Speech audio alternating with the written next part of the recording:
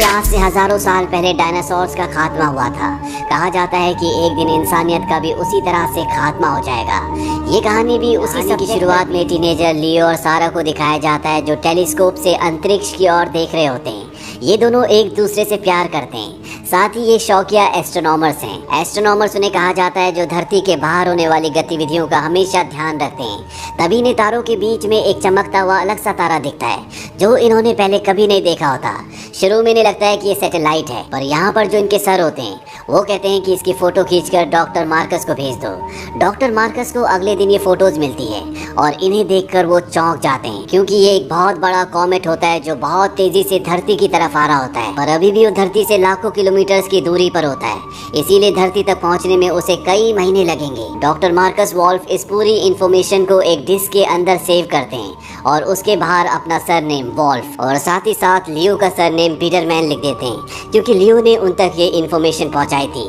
वो इसे अथॉरिटी तक पहुंचाना चाहते हैं, इसीलिए वो अपनी गाड़ी लेकर यहाँ से निकल जाते हैं। पर इससे पहले वो अथॉरिटी तक इस इन्फॉर्मेशन को पहुंचाते उनकी गाड़ी का एक्सीडेंट हो जाता है, जिसमें उनकी मृत्यु हो जाती है। धीरे धीरे वक्त बीतता है और 1 साल हो जाता है। 1 साल बाद हमें दिखाया जाता है कि यूएस के सेक्रेटरी ऑफ ट्रेजरी, जिनका नाम एलन है, उन्होंने अपना इस्तीफा दे दिया है और इस्तीफे की वजह ये बताई जाती है कि उनकी पत्नी एली की तबीयत खराब है। और एक रिपोर्टर जिसका नाम जेनी है, उसे शक होता है कि इसके पीछे कुछ और कहानी है। वो एलन से मिलने जाती है। वो उनके घर के बाहर देखती है जहाँ पर खाने पीने और सर्वाइवल की बहुत सारी चीजें होती हैं। ऐसा लगता है कि एलन कहीं जाने की तैयारी कर रहे हैं। जेनी एलन से कहती है कि मुझे पता है कि तुम्हारे डिपार्टमेंट में बहुत सारी ऐसी खुफिया टेलीफोन लाइंस हैं जिनसे तुम डायरेक्ट प्रेसिडेंट से बात करते हो, और मैं ये भी जानती हूँ कि तुमने जो अपना इस्तीफा देने का कारण बताया है वो पूरा का पूरा झूठ है। एलन कहता है तो तुम इसे एक पब्लिक न्यूज बनाना चाहती हो। अगर ऐसा है तो तुम्हारे पास इतिहास की सबसे बड़ी खबर है, पर इससे किसी को कोई फायदा नहीं होगा। इतना कहकर वो चला जाता है। जेनी जब अपने घर की तरफ जा रही होती है तभी उसके चारों तरफ कई सारी गाड़ियां आती हैं।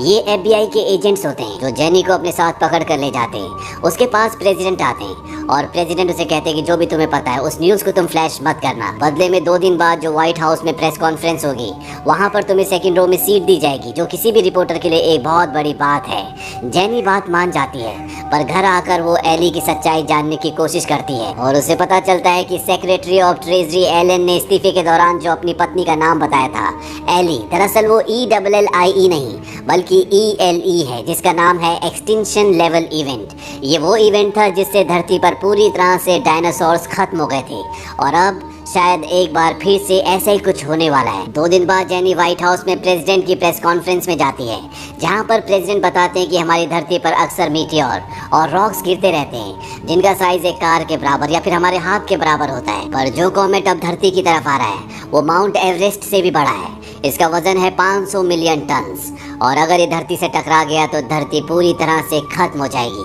पिछले 8 महीनों से रशिया और अमेरिका इस दुनिया का सबसे बड़ा स्पेस स्टेशन बना रहा है, जो कि अंतरिक्ष में बन रहा है। 2 महीने बाद धरती से उस स्पेस स्टेशन पर एक टीम जाएगी जो उस कॉमेट को धरती पर आने से रोकने की कोशिश करेगी। प्रेसिडेंट यहाँ पर डॉक्टर मार्कस वॉल्फ और साथ ही साथ लियो बिटरमैन का नाम भी लेते हैं। वो कहते हैं कि सबसे पहले इन दोनों ने इस कॉमेट को देखा था, पर एक कार एक्सीडेंट में इन दोनों की मृत्यु हो गई। हालांकि लियो बिटरमैन अभी भी जिंदा होता है, जिसके बारे में किसी को कुछ नहीं पता। दरअसल उस एक्सीडेंट में डॉक्टर मार्कस की गाड़ी जिस दूसरी गाड़ी से टकराई थी उसके ड्राइवर की मृत्यु हो गई थी। तो गवर्नमेंट को ऐसा लगा कि ये लियो बिटरमैन है, पर गवर्नमेंट को वो डिस्क मिल गई थी जिसके जरिए उन्हें पता चल सका कि एक बहुत बड़ा कॉमेट धरती की तरफ आ रहा है। पर वो इतनी जल्दी धरती से नहीं टकराएगा क्योंकि वो पृथ्वी की तरह सूरज के चक्कर काट रहा है। पर बहुत जल्द एक वक्त ऐसा आएगा जब वो उस एंगल पर आ जाएगा जिस एंगल पर पृथ्वी है, और तब वो पृथ्वी से टकरा जाएगा, जिससे पूरी मानव जाति का हमेशा के लिए खात्मा हो जाएगा। लियो बिटरमैन को नहीं पता होता कि ये वही कॉमेट है जिसे उसने आज से 1 साल पहले देखा था, पर अब वो जान चुका है। उसके घर के बाहर उसके पड़ोसी भी इकट्ठा हो जाते हैं। लियो बिटरमैन अब फेमस हो चुका है, पर वो इसका पूरा श्रेय डॉक्टर मार्कस को देता है। वो कहता है कि मैंने इसे सबसे पहले देखा जरूर था, पर इसकी खोज डॉक्टर मार्कस ने की थी। वहीं अब ये दिखाया जाता है कि एस्ट्रोनॉट्स की एक टीम कॉमेट के सरफेस पर पहुंच जाती है। वहां पर वो ड्रिलिंग करना शुरू करते हैं, क्योंकि 100 मीटर ड्रिलिंग करने के बाद अंदर वो न्यूक्लियर बॉम्ब को फिट करना चाहते हैं ताकि ब्लास्ट करके इस कॉमेट की दिशा को बदला जा सके और ये पृथ्वी से ना टकराए। अब जब ये ड्रिलिंग कर रहे होते तो इनकी ड्रिल मशीन फंस जाती है और इन्हें जल्द से जल्द वापस आना होगा, क्योंकि जिस तरह से धरती पर दिन और रात होता है उसी तरह से एक हिस्सा कॉमेट का सूरज की तरफ और दूसरा उसके विपरीत होता है। पर जब वो हिस्सा जिस हिस्से में सारे एस्ट्रोनॉट्स हैं सूरज की तरफ आएगा तो यहाँ का टेम्परेचर 350 डिग्री से भी ज़्यादा हो जाएगा और कॉमेट की सतह पर जो गैसों के भंडार हैं वो अपने आप ही फटना शुरू हो जाएंगे और इन सब की मृत्यु हो जाएगी। ये किसी तरह से वहाँ पर बॉम्ब को प्लांट कर देते हैं, पर अब कॉमेट सूरज की दिशा में आ चुका है, जिससे यहाँ पर बहुत ज़्यादा गर्मी बढ़ जाती है और गैसों के भंडार फटना शुरू हो जाते हैं। इन्हीं में से एक एस्ट्रोनॉट का चेहरा सूरज की तरफ हो जाता है, जिससे उसकी आंखें हमेशा के लिए खराब हो जाती है, क्योंकि यहाँ पर गर्मी और रोशनी बहुत ज़्यादा है। अब ये सब के सब अपने फ्लाइंग ऑब्जेक्ट तक पहुँचने की कोशिश करते हैं, पर तभी एक एस्ट्रोनॉट के पैर के नीचे एक माइन फट जाती है, जिससे वो अंतरिक्ष में कहीं खो जाता है। उसे लेने नहीं जाया जा सकता क्योंकि इनके फ्लाइंग ऑब्जेक्ट में इतना ज्यादा फ्यूल नहीं है कि ये कहीं भी जा सके। अब ये सब के सब अपने फ्लाइंग ऑब्जेक्ट में आकर यहाँ से निकल जाते हैं और जब कॉमेट से बहुत दूर चले जाते हैं तो ये एक ब्लास्ट करते हैं, जिससे इनका फ्लाइंग ऑब्जेक्ट पूरी तरह से हिल जाता है और थोड़ा सा डैमेज भी हो जाता है। पर इनका ये पूरा मिशन पूरी तरह से फेल हो जाता है, क्योंकि ब्लास्ट के बाद कॉमेट अब 2 हिस्सों में बढ़ चुका है और ये दोनों हिस्से अब पृथ्वी की तरफ आ रहे हैं। एक हिस्सा बहुत बड़ा होता है और दूसरा हिस्सा उससे छोटा। अमेरिका के राष्ट्रपति को जब ये बात पता चलती है तो उन्हें बहुत दुख होता है और वो मीडिया के सामने सबको संबोधित करते हैं। वो कहते हैं कि दोनों टुकड़े अब अर्थ की तरफ आ रहे हैं। छोटा टुकड़ा समंदर में गिरेगा और उसके गिरने से समंदर में जो लहरें पैदा होंगी वो बहुत ऊंची ऊंची होंगी। ये एक सुनामी होगी। पानी की स्पीड इतनी होगी कि 1 घंटे में वो 1100 मील दूर तक पहुंच जाएंगी। पर इस खतरे से हम 10 लाख लोगों को बचा सकते हैं। जब से कॉमेट डिस्कवर हुआ है तब से हम इसकी तैयारी कर रहे हैं। हमने मिजोरी की सॉफ्ट लाइन स्टोन में बहुत गहरी गहरी सुरंगें बनाई हैं, जिसके अंदर 2 साल की सप्लाई है, यानी कि 2 साल का राशन है। 2 लाख लोगों को हम पहले चुन चुके हैं, जिसमें डॉक्टर्स, आर्मी वाले, आर्टिस्ट, ये सब लोग होंगे और 8 लाख लोगों को लॉटरी सिस्टम से चुना जाएगा।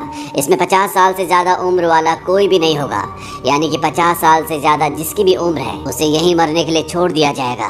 साथ ही साथ मार्शल लॉ भी लगा दिया जाता है, यानी कि पूरे देश में पूरी तरह से कर्फ्यू होगा। कोई भी बाहर नहीं निकल पाएगा ताकि किसी भी तरह की भगदड़ ना मच सके। यहाँ पर लियो की फैमिली को कॉल आता है। उन्हें बताया जाता है कि उन्हें इस प्रोग्राम के लिए पहले चुन लिया गया था, क्योंकि लियो वो था जिसने सबसे पहले इस कॉमेट को देखा था। यहाँ पर उसकी गर्लफ्रेंड सैरा की फैमिली भी होती है, जिन्हें नहीं चुना जाता। इसीलिए वो सैरा के पास जाता है, उसे 2 रिंग्स दिखाता है। वो कहता है कि हम दोनों शादी कर लेते हैं, तब तुम हमारी फैमिली का हिस्सा बन जाओगी और हमारे साथ जा पाओगी। मैंने नेशनल सिक्योरिटी से बात कर ली है, पर सैरा अपनी फैमिली के बिना नहीं जाना चाहती। लियो कहता है कि मैंने उनके लिए भी बात की है, जल्दी कुछ ना कुछ हो जाएगा। ये दोनों शादी कर लेते हैं और कुछ दिनों बाद यहाँ पे गवर्नमेंट की बस आती है, जो उन लोगों को जिन लोगों को चुना गया है उन्हें सुरक्षित जगह पर ले जा रही है।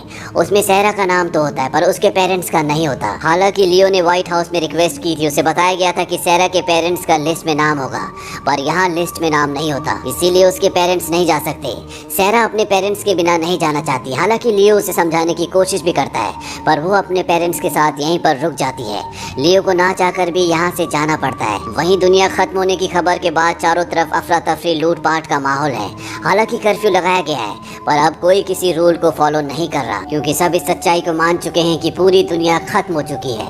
लियो अपनी फैमिली के साथ उस जगह तक पहुंच जाता है जहां पर उन्हें अगले 2 साल तक रहना पड़ेगा, पर लियो अपनी फैमिली के साथ जाने से मना कर देता है। वो कहता है कि मैं सैरा को लेने जा रहा हूँ और जल्दी वापस लौटूंगा।